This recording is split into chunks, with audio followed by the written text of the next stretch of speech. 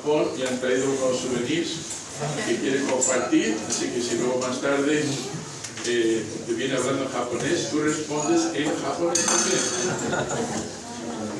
Es unos detalles, solamente un recuerdo de su país, así que si se acerca a ti después y te ofrece algo, pues es con esa intención. Estamos en Primera de Pedro, me gustaría que por favor abrieseis esta epístola. Hemos visto ya bastante en esta epístola, capítulo 1. Nos ha hablado de la gracia que recibimos del Señor Jesucristo, las bendiciones que ya podemos disfrutar gracias a esa salvación que Él nos ha dado.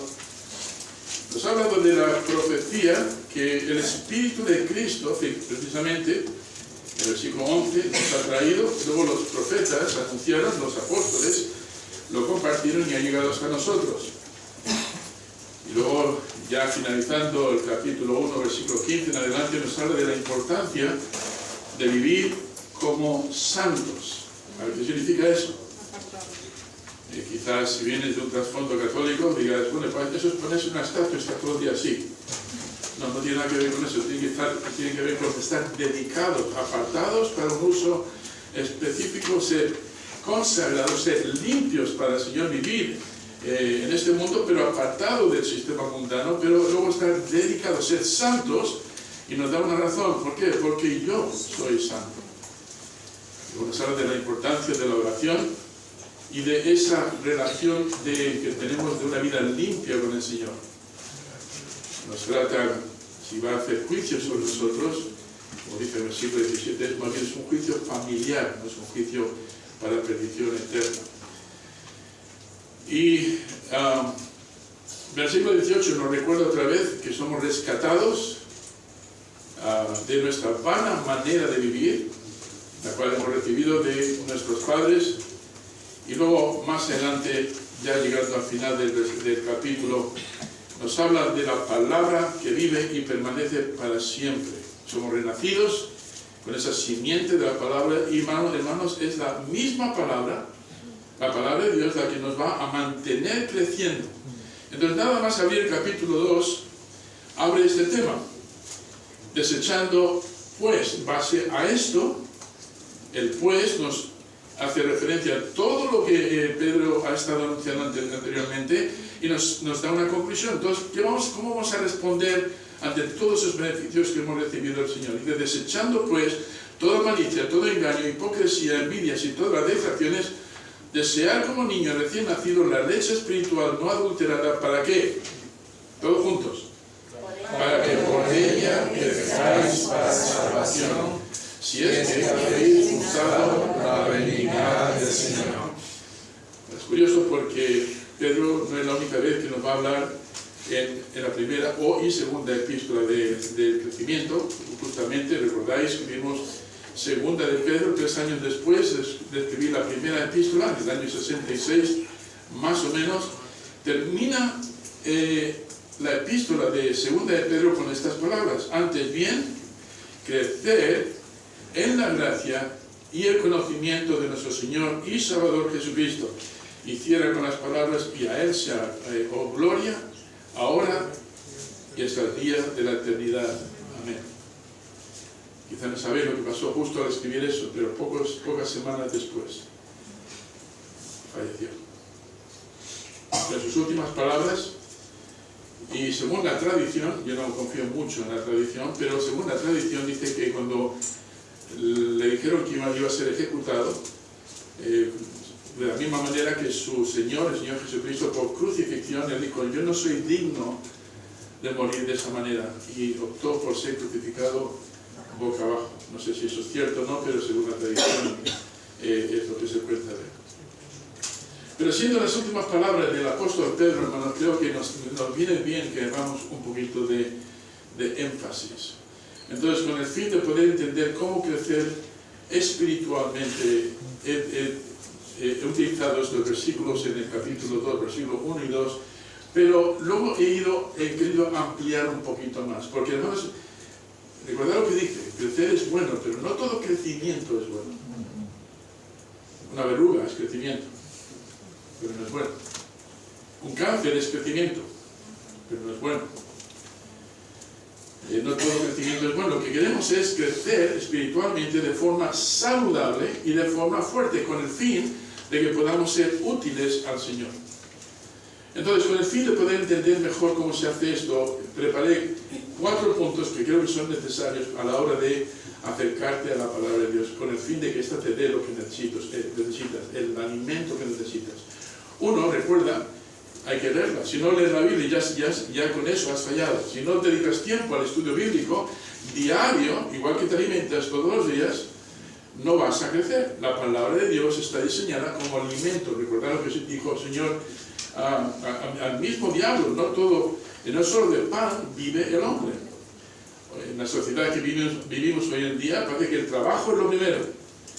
Luego, si hay tiempo, pues otra cosa. Sí, para muchos cristianos, por desgracia, parece que la Biblia es lo último.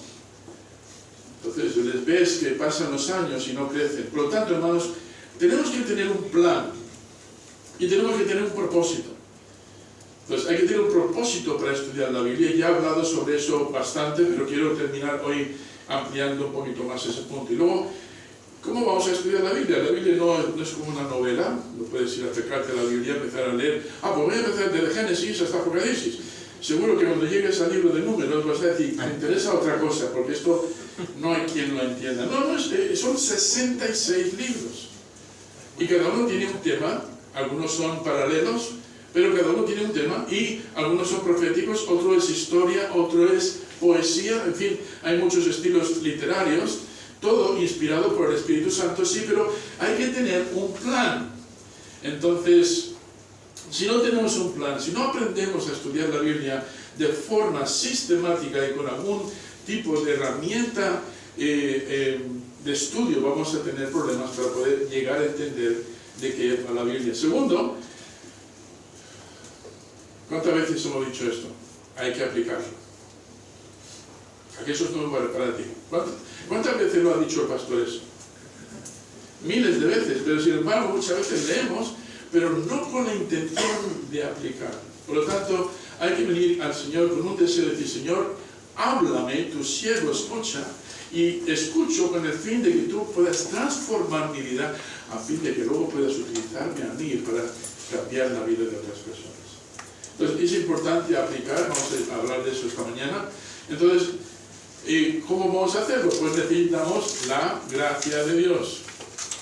Dirás, pastor, yo quiero hacerlo, yo lo puedo hacer por mí mismo. En Luke creo que lo ha dejado bien claro. Somos salvos por gracia, mantenemos la salvación por gracia, y si vamos a llegar al cielo va a ser por gracia. Pero el crecimiento, aparte de tener todas estas herramientas que os voy a mencionar, es por pura gracia. Recuerdo, esto me trae a la memoria, un joven predicador se casó, dijo, yo cuando tenga hijos voy a tener 6 hijos, ya lo tiene todo planeado, y tengo 6 formas para educar a mis hijos para que salgan hombres piadosos. Están garantizados. 20 años después dice, ya tengo los 6 hijos y no tengo método nada más que la pura gracia del Señor. Sí, claro que tenía una forma tenía que disciplinar a sus hijos, pero al final se dio cuenta de que sin la capacidad del Señor no podemos hacer nada. Separados de mí, nada podéis hacer. Entonces, Dios ordena que crezcamos en gracia, y lo siguiente es crecer también en conocimiento. El aspecto que quiere que tomemos, tenemos que tener una meta. ¿Cuál es? El de ser conformados a la imagen de Cristo. Tenemos la meta, tenemos el objetivo, ser como Cristo. En esta carne nunca lo vamos a alcanzar, pero debemos perseverar en ello. Por eso, procura con diligencia presentarte a Dios aprobado como obrero que no tiene de qué avergonzarse, que usa bien la palabra de Dios. Otra herramienta, no sé si voy a llegar a ello hoy, mi intención es que esto fuera un mensaje nada más. Ya llevamos 3. La oración. Después de poner todo esto en práctica, vas a decir, Señor, sin ti no puedo hacerlo. Necesito de tu ayuda. Necesito que tu Espíritu Santo me abra los ojos. Necesito que tu Espíritu Santo me capacite para poder hacer todas aquellas cosas que la palabra de Dios me manda. Entonces la oración, hermanos, es importante. Sin embargo, aquí es donde muchos cristianos fallan. Tenemos culto de oración y siempre se presentan, yo entiendo que hay algunos que tienen que trabajar. Pero otros, pudiendo venir, hermanos, no vienen a la reunión de oración. Pero no solamente la reunión, también tenemos el tiempo diario, en el cual tenemos que venir a la palabra, alimentarnos de ella y luego tener un tiempo de conversación. Cuando leemos la Biblia, el Señor nos habla a nosotros. Pero el Señor quiere que también respondamos conforme a lo que Él nos ha enseñado. La oración es importante, imprescindible para el crecimiento. Y lo cuarto, dentro de un año, llegaremos al punto 4, es la fiel asistencia a la iglesia. ¿Cuántos cristianos saben cuáles son las herramientas que Dios ha puesto, Dios ha diseñado para el crecimiento y el uso de la iglesia? La lectura de la palabra, el Espíritu Santo, la comunión con el Espíritu Santo y la iglesia local. Cuando hablo de la iglesia local no estoy hablando de venir el domingo 1 hora y media y ya he cumplido, no. Es tener una vida integrada con la iglesia en las diferentes áreas del ministerio, con el fin de que podamos luego también nosotros, cada uno de los hermanos, puedan ir incorporándose en esas áreas de ministerio. Imagínate, hemos tenido un crecimiento bastante rápido en los últimos meses.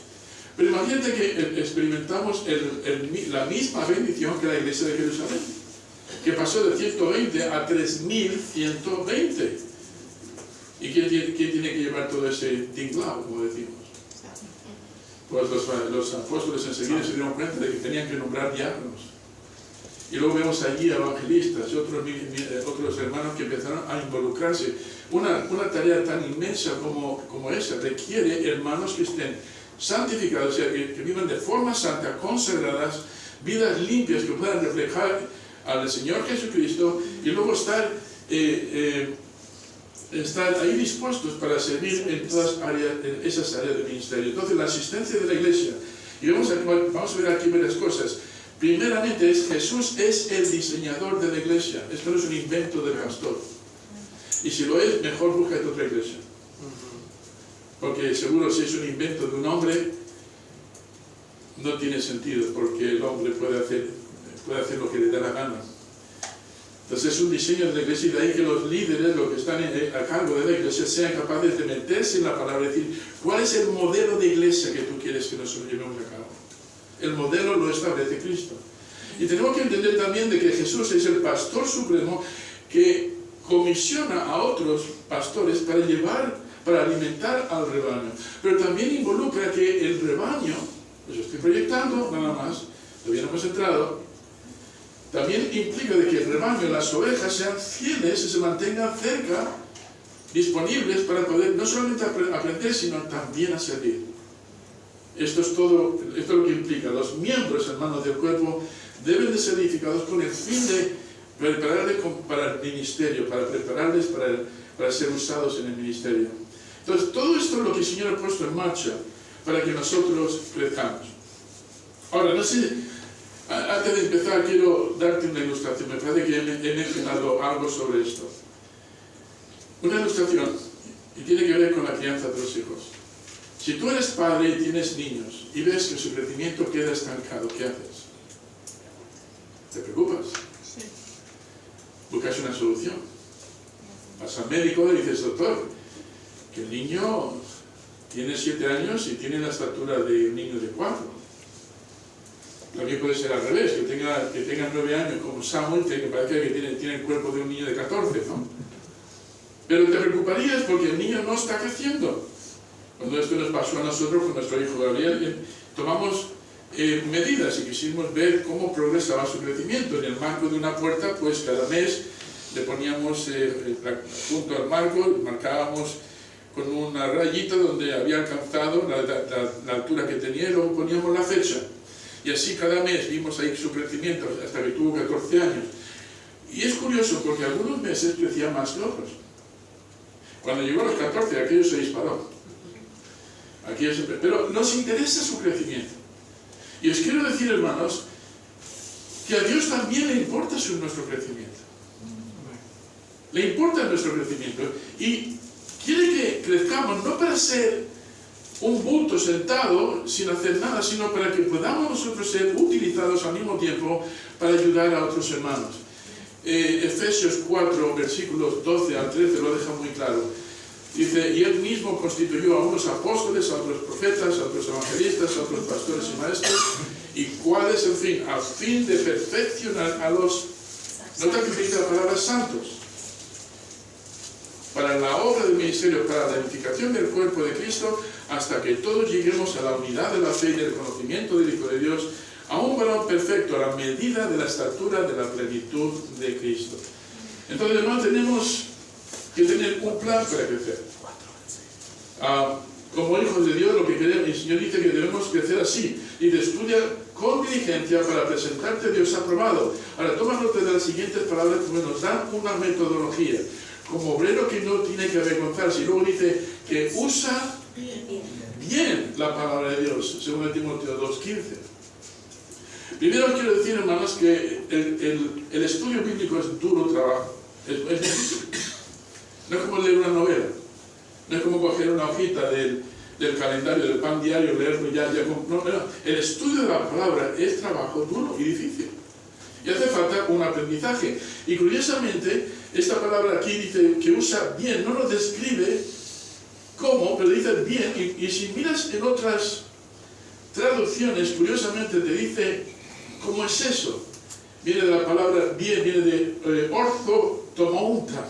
Creo que lo estoy pronunciando regularmente bien. Son dos palabras. Uno es correcto o apropiado, y tomounta es cortar rectamente, hacer buenos surcos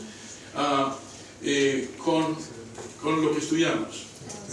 Y esta palabra, orthotomounta, se da una imagen agrícola de cuando una persona un granjero tenía que arar el campo, su interés era hacer surcos rectos con el fin de luego poder sembrar la semilla de una forma que todo pudiera estar organizado. Entonces la idea que nos da aquí el apóstol Pedro es que hace falta una disciplina, hace falta tener una meta, hace falta tener los ojos claros, hace falta saber qué viene después de arar. Entonces cuando venimos a la palabra de Dios debemos entender primero que tenemos que usarla correctamente.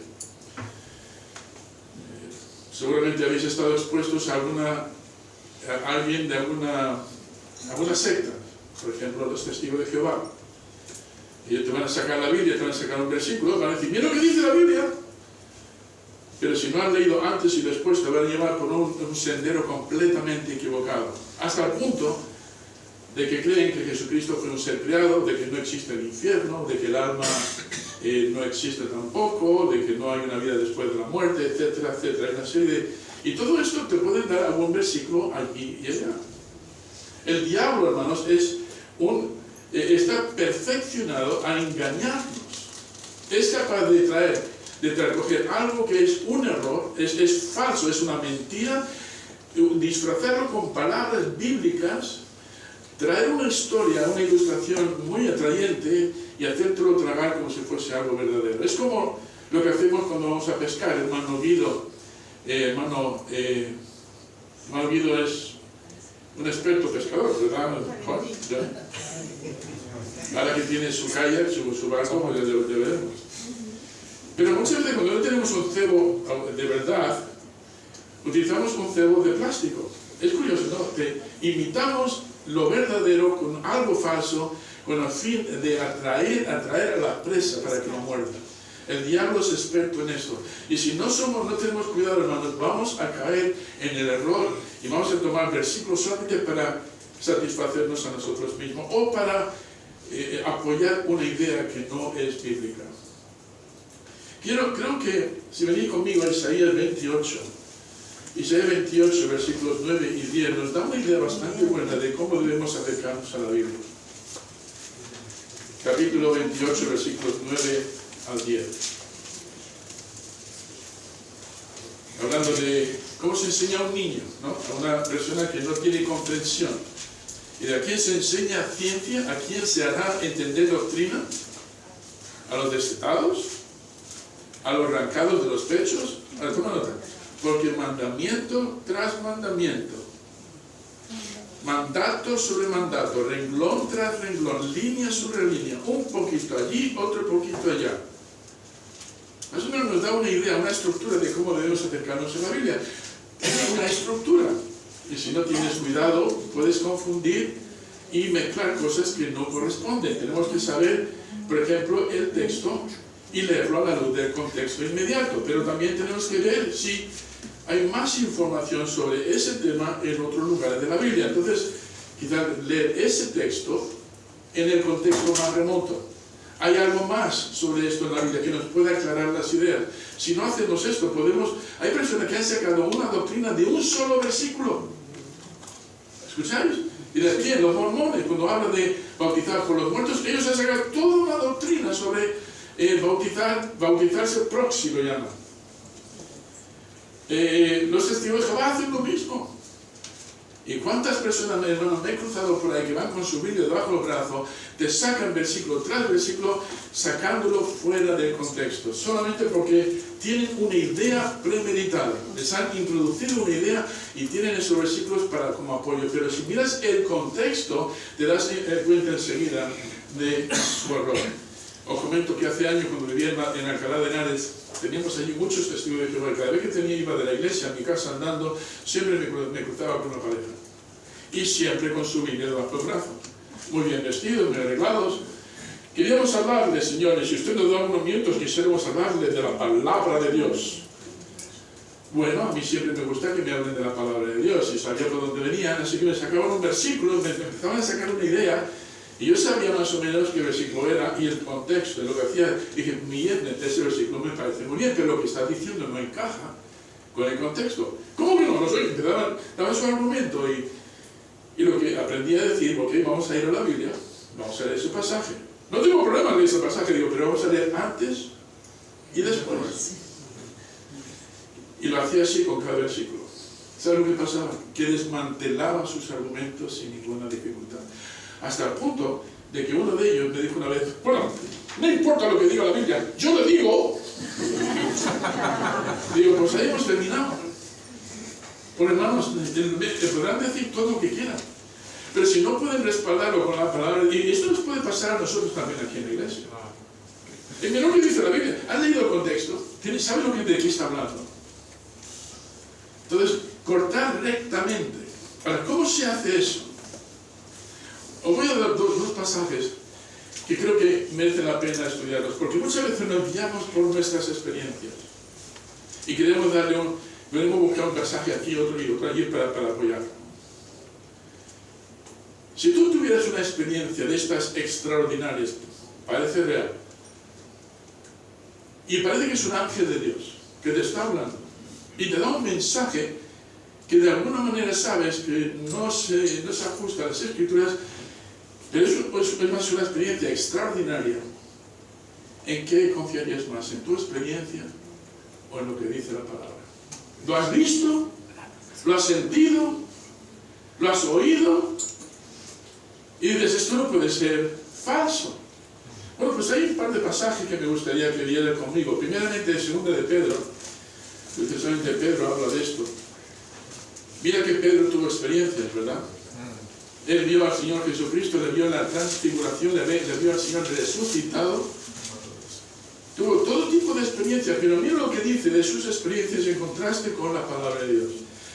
Segunda de Pedro, capítulo 1, versículo 18. Dice, tenemos también, vamos a ir un poquito antes.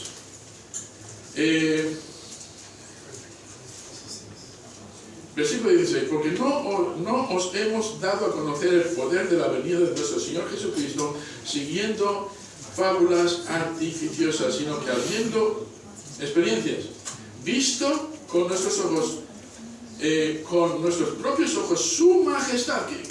¿Qué mayor experiencia? ¿De qué está hablando? Creo que está hablando de aquel día cuando él y Juan vieron a Jesucristo transfigurado. Menuda experiencia. Y la voz del Señor que dijo, este es mi hijo amado, por segunda vez, el día de su bautismo, y aquí, este es mi hijo amado en quien tengo complacencia. Y Pedro está diciendo, mira, hemos tenido esta experiencia. Entonces, más que cualquier revelación que tengamos en la Biblia, vamos a agarrarnos a esta experiencia. Toma nota de lo que dice. Pues cuando él recibió a Dios Padre, honra y gloria, le fue enviada desde la magnífica gloria una voz que decía, este es mi hijo amado en el cual tengo complacencia. Y nosotros oímos, otra vez, hemos oído esta voz enviada del cielo cuando estábamos con Él en el Monte Santo. Presta atención, versículo 19. Tenemos también, ¿qué? Pero ¿qué dice? Más seguro que las experiencias. ¿Seguro? Amén. Más seguro. Más seguro, la cual hacéis bien en estar atentos como una antorcha que alumbra en lugar oscuro. Las experiencias, la palabra. ¿Cuál es tu base? Para tu fe. Si vas a depender de tus sentimientos o de tus experiencias, cuidado, porque tus sentimientos y tus experiencias pueden ser engañosas. En el caso de Pedro fueron reales. Pero quiero mostraros otro pasaje que sirve de advertencia y está en Gálatas capítulo 1, versículos 6 al 12. Gálatas capítulo 1. Es posible que estéis familiarizados con este pasaje. Pero aquí Pablo está llamando la atención a los cristianos en la iglesia de Galacia. Él estableció esta iglesia. Poco tiempo después tuvo que dejar la iglesia, dejó a personas allí encargadas, pero ¿qué pasó con la iglesia de Galacia? Que en vez de mantener su fe en la gracia salvadora de Dios, ahora quieren añadir obras. Habían entrado allí judaizantes que decían, nosotros también queremos ser cristianos. De hecho, somos cristianos, hemos abrazado al Mesías, pero hay que cumplir con los mandamientos de Moisés, con la ley. Entonces se habían apartado y Pablo tuvo que llamarles la atención diciendo, pero ¿qué ha pasado con vosotros? Y mira lo que dice el versículo 6. Y estoy maravillado de que tan pronto os hayáis alejado del Dios de amor por la gracia de Cristo para seguir un evangelio diferente. No es que haya otro, menos mal que lo aclara, ¿no? Sino que hay algunos que os perturban y quieren pervertir el evangelio de Cristo. Ahora, toma nota de la experiencia que les está proponiendo. Mas si aún nosotros o un ángel del cielo os anunciare otro evangelio diferente del que os hemos anunciado, sea anatema. Versículo 9. Como antes hemos dicho, también ahora lo repito, si algunos predicaran diferente evangelio del que habéis recibido, sea dos veces anatema, maldito, maldito. Estoy sorprendido, dice, que en tan poco tiempo os hayáis alejado de la pura palabra de Dios para ahora seguir inventos artificiosos de gente que ha entrado entre vosotros. Y lo que está proponiendo es impensable. Un ángel del cielo, imagínate esta noche cuando vayas a la cama, has estado leyendo la Biblia que estaba bastante clara y de repente a las 4 de la mañana se enciende una luz y ahí resplandeciente como unas alas y te dice, Héctor, ¿Por qué a mí? y tu mujer te dice, has comido demasiado chile. No, pero imagínate tener una experiencia así, en la cual te está anunciando algo, una revelación nueva, algo contrario, o puede ser cualquier otra idea, o cualquier otra enseñanza. ¿Sabes lo que yo haría? Aunque esa experiencia haya sido realmente fantástica, es ir a la palabra de Dios y confirmar si esto es así. Y esto lo tengo que hacer constantemente con mi corazón. Porque mi corazón me dicta cosas. ¿Cuántas veces he oído a cristianos abusar de esa frase, el Señor ha puesto en mi corazón? ¿Has oído eso alguna vez? El Señor me ha dicho. Y luego cuando abren la boca y siguen hablando, digo, no, el Señor no ha sido el que te ha dicho eso. ¿Por qué? Porque lo comparo con las Escrituras. Es importante, hermanos, conocer las Escrituras. No hay atajos, es trabajo duro y necesitamos aprender a hacerlo. Demasiados pastores, lo digo con vergüenza, hermanos, porque hay muchos que lo ha ocurrido con ellos, se dejan llevar por sus propias ideas. ¿Cómo queremos hacer crecer la iglesia? Pues pongamos un bingo los sábados por la noche. O danza, o yo qué sé, ¿qué es lo que la gente quiere? Vamos a ofrecer eso y luego salpicamos eso con un poquito de la Biblia. Absolutamente no. Ojalá pudiéramos decir eso con convicción. No. Y sin embargo es lo que se está llevando a cabo hoy en día para hacer que la iglesia crezca. Pues hermanos, si es eso lo que esperáis de este pastor, no lo vais a encontrar. Ahora, dejadme que os dé algunas sugerencias que os pueden ayudar a la hora de estudiar la Biblia con propósito. Uno, no tengas prisa. Ese es el primer problema, ¿verdad? Has estado todo el día liado, ¡ay, que tengo que leer! Y en 5 minutos tengo que salir corriendo. Pues ese es el peor momento para hacerlo, porque vas a estar distraído. Apaga el teléfono. Amén. ¿El pastor? Eso sería el caos si no tengo el teléfono encendido. Apaga el teléfono. Elimina cualquier distracción. Haz un tiempo especial con tu Señor. Señor, he aquí y te escucho. Y voy a eliminar familia, amigos, cualquier circunstancia. Da ese tiempo al Señor. Entonces, no tengas prisa, no te apresures. Pide al Señor que te abra los ojos cuando vas a empezar a leer. Por ejemplo, así lo dice el salmista en el Salmo 119, 18. Abre mis ojos y miraré las maravillas de tu ley. Pero no te olvides del versículo 16, el contexto. Haz bien a tu siervo, que viva y guarde tu palabra. Y luego dice, abre mis ojos y miraré las maravillas de tu ley. Lo que está diciendo es, Señor, vengo con un corazón intencionado a obedecer tu palabra. No hay cuestión. Analiza tu corazón. ¿Vienes al Señor con dudas? ¿Vienes al Señor con excusas? Si vienes así, no vas a sacar nada de la palabra. Te lo aseguro. Y dirás, ¿cómo lo sabes? Porque yo lo he hecho. Hay personas que dicen, pastor, yo llevo años sin que el Señor me hable. Y claro, lo primero que digo es, ¿cuál es el obstáculo? ¿Hay pecado en tu vida? ¿Hay alguna cosa que necesites confesar delante del Señor? Y no solamente cosas malas que hemos hecho, hay cosas que el Señor quiere que hagamos y no las estamos haciendo, pecado de omisión. Empieza por ahí, porque si venimos al Señor con un descuido, sin realmente buscar el obedecerlo, ¿tú crees que realmente el Señor se va a molestar en hablarte? ¿Has intentado hablar a una persona que estaba distraída por todos los sitios y quieres captar su atención? Estás hablando y ¿has hablado alguna vez en un grupo andaluz? Con 5 personas hablando al mismo tiempo. No somos andaluces nada más, lo hacemos en Madrid también. Madre mía, se hace falta poner atención ahí, pero hermanos, cuando el Señor quiere hablarte, tenemos que tener un corazón ya predispuesto a escuchar y a obedecer. Si no venimos, y luego si hay algún pecado conocido, confiésalo y ponte en marcha para remediarlo. Si no venimos al Señor de esa forma, no podemos esperar que el Señor nos hable. Entonces pide a Dios que abra tus ojos. Estudia las palabras para asegurarte que entiendes su significado. Una cosa que he aprendido de aquellos que tienen conocimiento de griego y hebreo es que dicen, sí, esta palabra dice aquí, pero en otro sitio se traduce de otra manera, pero es el contexto el que determina el significado. Pues eso es complicado. Y eso, otra vez, ¿qué tiene que hacer? Lo que tiene que hacer es estudiar bien, meterte y tener la intención de captar el sentido, la comprensión. Yo no sé hebreo ni griego, pero no, tengo buenas herramientas y cuando no sé la respuesta, pues tengo buenos maestros a los que puedo preguntar. Pero, y esto es importante, por ejemplo, alguno me ha preguntado, pastor, como cristianos nosotros tenemos que guardar el sábado, es decir, o el domingo reemplaza el sábado. Porque conozco un adventista que me dice que hay que reunirse el sábado.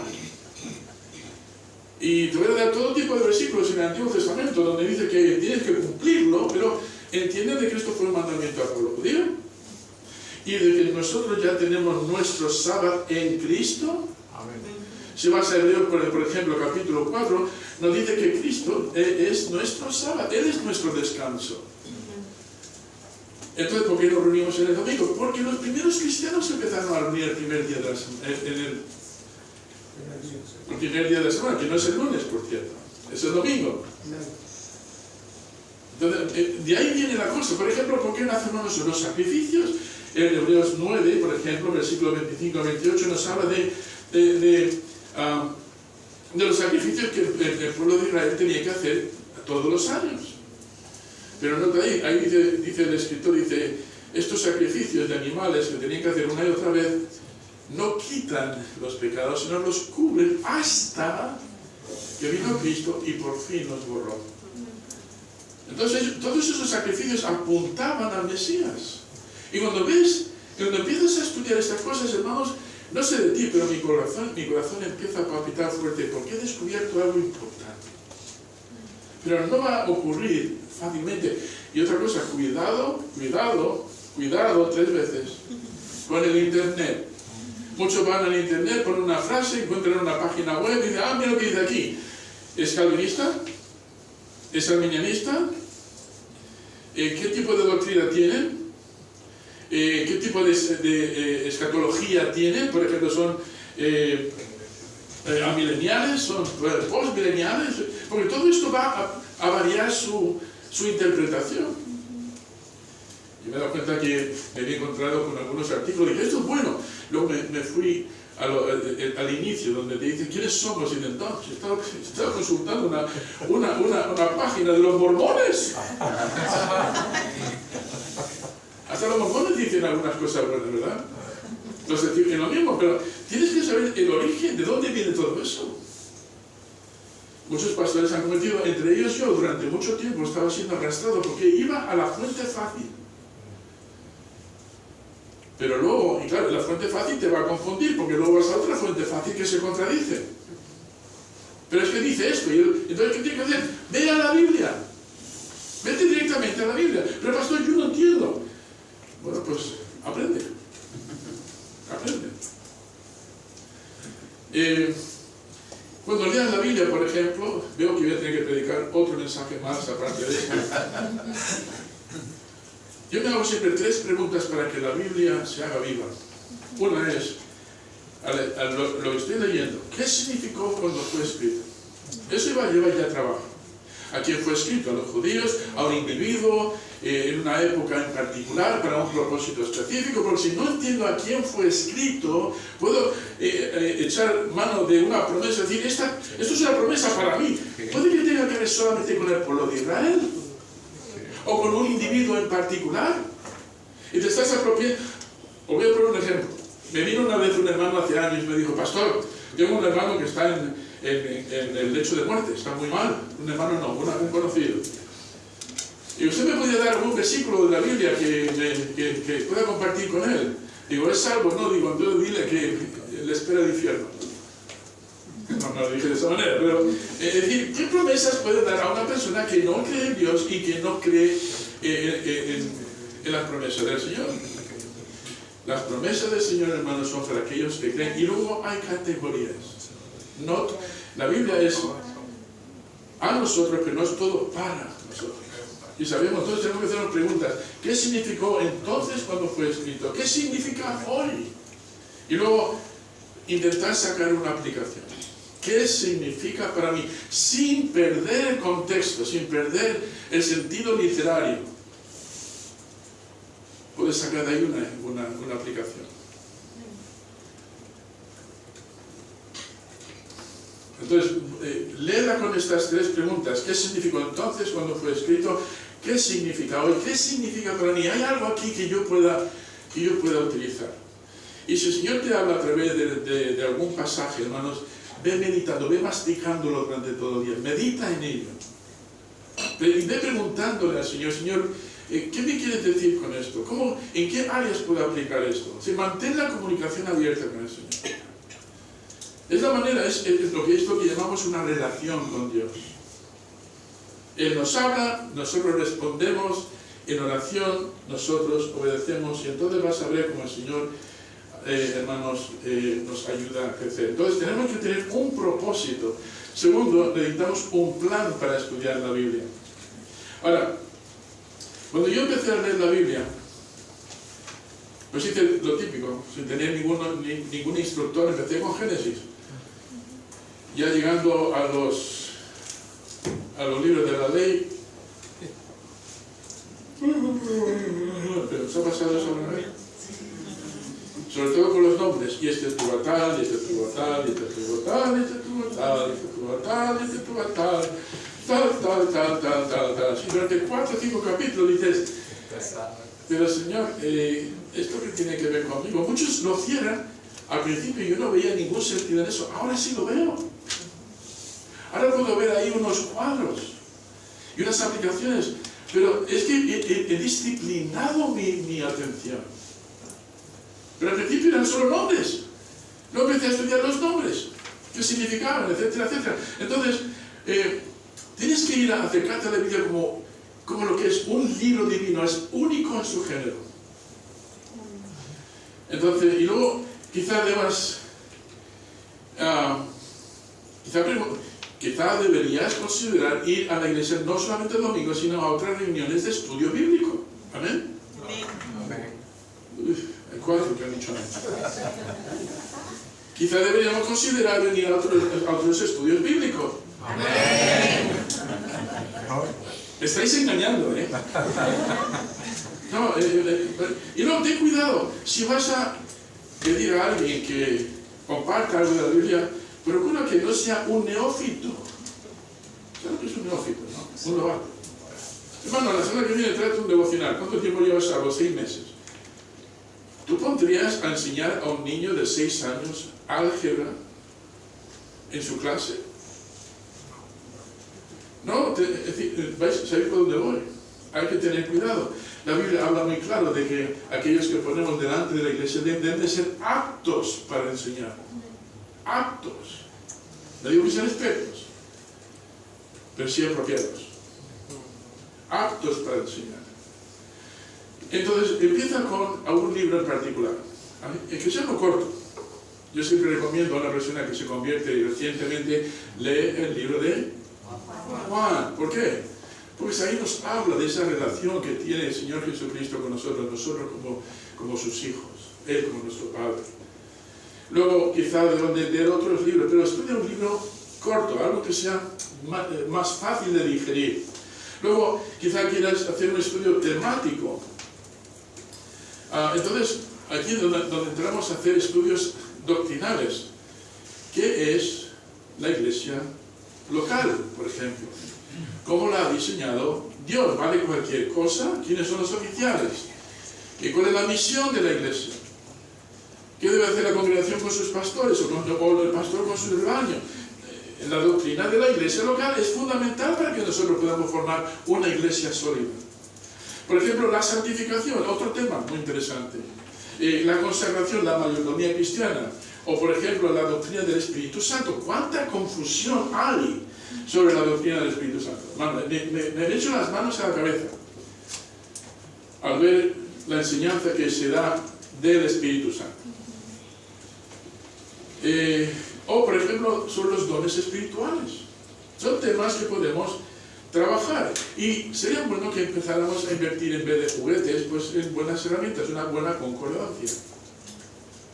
Diccionarios. Yo empecé con 1 o 2 libros, aquí encima ahora tengo toda la estantería llena, y cada vez que me meto en un tema difícil, me encuentro que tengo 7 o 8 libros alrededor, abiertos. Quizá después de haber hecho un estudio del tema, voy a algunos comentaristas, pero eso es al final, al comentarista. ¿Qué dice este? ¿Qué dice este? Lo contrasto. Y lo contrasto uno con otro y me doy cuenta de que ni siquiera ellos se ponen de acuerdo. Entonces te das cuenta de que tienes un dilema.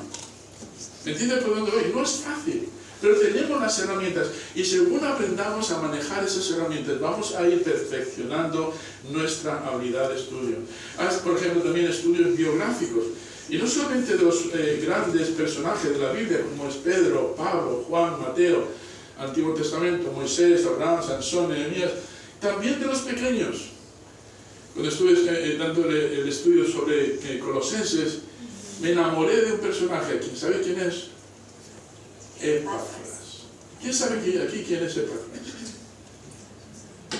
Pues hermano, es uno de esos personajes que aparecen un par de veces en la Biblia, pero que su servicio, hermano, fue tan impactante, no solamente en la vida de Pablo, sino que también el Señor lo usó para establecer varias iglesias. Epafras, Priscila y Aquila, ¿quién sabe quiénes fueron estos? O por ejemplo, Aristarco, ¿quién sabe quién fue Demas?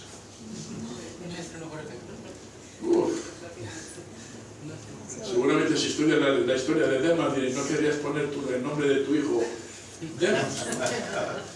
¿Por qué? Porque empezó bien, pero luego se apartó del Señor poniendo los ojos en el mundo, se descarrió, y el Señor y el apóstol Pablo tuvo que utilizarlo como mal ejemplo. Amando este mundo, dice, nos ha desamparado. Si tienes algún método de estudio, por ejemplo, también puede ser leer un poquito del Antiguo Testamento y Nuevo Testamento al mismo tiempo, comparando. El hermano Héctor está haciendo eso con el libro de los Salmos. Es curioso ver cómo capítulo 1 y 2 nos lleva a un montón de pasajes en el Nuevo Testamento. Hay muchos diferentes métodos. Por ejemplo, y sobre todo cuando vayas a estudiarlo, lee siempre el texto a la luz del contexto. El contexto puede ser 2 o 3 versículos o puede ser todo un capítulo. A veces el contexto puede ser todo un libro. Estamos estudiando Primera de Pedro y nos estamos zambullendo, ¿cómo se dice? Zambullendo en temas concretos, pero podemos perder el contexto general. Yo tengo que defenderme muchas veces al hacer esto, porque puedo coger un tema de un versículo y sacar un estudio de 4 o 5 semanas. Y luego tengo que recordar, montitos a mí, eso está ahí, y hay mucha información sobre el tema, pero ¿cuál es el tema central del que está hablando Pedro? Pedro está hablando de sufrimiento, y de ser vigilantes, el ser perseverantes en medio del sufrimiento, de la persecución, de mantenerse santos en medio de tanta oposición. Y aquí está hablando concretamente, o digamos directamente al pueblo judío, creyente, los mesiánicos. Aunque luego también, ¿entendéis por dónde voy? No puedes perder de vista el contexto, porque si no te puedes perder en detalles. Entonces tenemos un propósito para estudiar la Biblia. Necesitamos un plan para estudiar la Biblia. Y estos planes pueden ser diferentes. Yo empecé leyendo varios años, leyendo toda la Biblia en un solo año. ¿Sabe lo que pasa cuando has leído la Biblia como 8 o 9, 10 veces? Porque sigues queriendo, pero ahora ya te haces más exigente. Ahora quieres conocer temas en concreto. Entonces lo que empecé a hacer es, en vez de leer toda la Biblia en un año, me sugirieron que leyera un libro durante 4 meses. Por ejemplo, Primera de Pedro. Lo puedes leer en una sentada en menos de 40 minutos. En menos, mucho menos. Pero lo que hice fue leerlo y releerlo, o sea, todos los días durante varios meses. ¿Sabes lo que pasa cuando haces eso? No tienes que ser muy inteligente, pero se te empiezan a grabar las palabras la Biblia, ese libro se convierte en una especie de mapa, se conectan los puntos y empiezas a verlo. Y luego es curioso, porque cuando te pones a testificar, ocurre lo siguiente, dices, mira, viene Primera de Pedro más o menos a la mitad de la página a la derecha. No te acuerdas del versículo, pero te acuerdas dónde vienen. Ahora, si cambias de Biblia y tienes otra configuración, ya tienes un problema. Pero lo que quiero decir es que ya el capítulo 1 habla de esto, y el capítulo 2 habla de esto, y el capítulo 3 habla de tal. Y cuando empiezas a testificar con una autoridad bíblica, hermanos, que te hace poderoso y útil. Es porque conoces el libro. Y luego sigue con otro, y luego con otro, y con otro. Y luego después de 20 años empiezas a hacer lo mismo, porque se te van a olvidar la mitad de las cosas que has leído. Por cierto, hermanos, voy a terminar con esto. Esto de ir al texto cada día era un mandato de Dios para los reyes. Muy importante para uno que gobierna. Y yo diría que es muy importante para aquellos que son padres.